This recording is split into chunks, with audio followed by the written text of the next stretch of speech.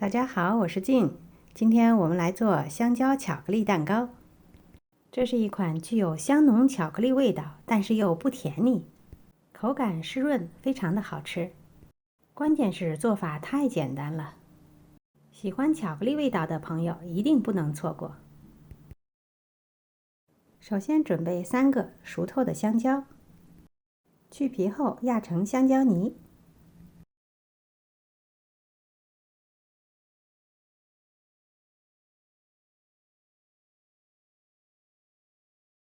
压好的香蕉泥大约300克，加入55克椰子油，没有椰子油的也可以用融化的黄油。30克红糖，喜甜的可以加到40克。100克牛奶。搅拌混合所有的材料，然后筛入150克低筋面粉。30克可可粉，最好选用无糖的。1小勺泡打粉，大约4克。半小勺苏打粉，大约2克。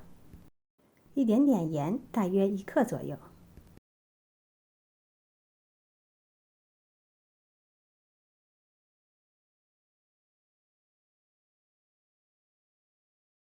混合所有的材料到没有干粉的状态就可以了，不要过度的搅拌。搅拌好后，挤入一点点柠檬汁儿，大约5毫升左右。加入一些切碎的核桃仁儿，我今天用了40克，最后留一点给表面用。大致的混合好。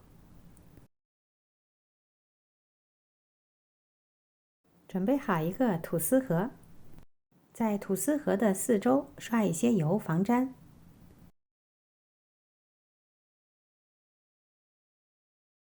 再铺一张烘焙纸，方便脱模。搅拌好的面糊先倒入一半在吐司盒里，再撒上巧克力豆。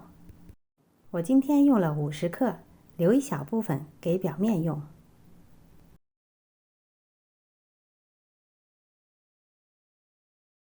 再倒上剩余的另一半面糊，把表面整理平整。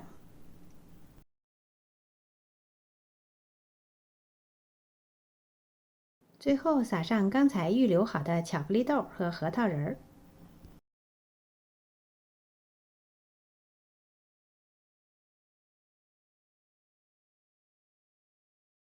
送入预热好的烤箱，180度烤40分钟。可以用牙签测试一下，插入中间位置，拔出来牙签是干净的，那说明烤熟了。出炉的蛋糕马上移出烤盘，降温后就可以切片了。口感非常湿润，不甜腻。尤其是当你一口既能吃到融化的巧克力，又能吃到香酥的核桃仁儿，感觉真是太好了。说实话，巧克力和香蕉、核桃仁搭配一起做蛋糕，真是太完美了。试过就知道了。今天的视频就到这里了，谢谢您的收看。如果喜欢我的视频，别忘了点赞、分享和订阅我的频道哦。我是静，我们下次再见。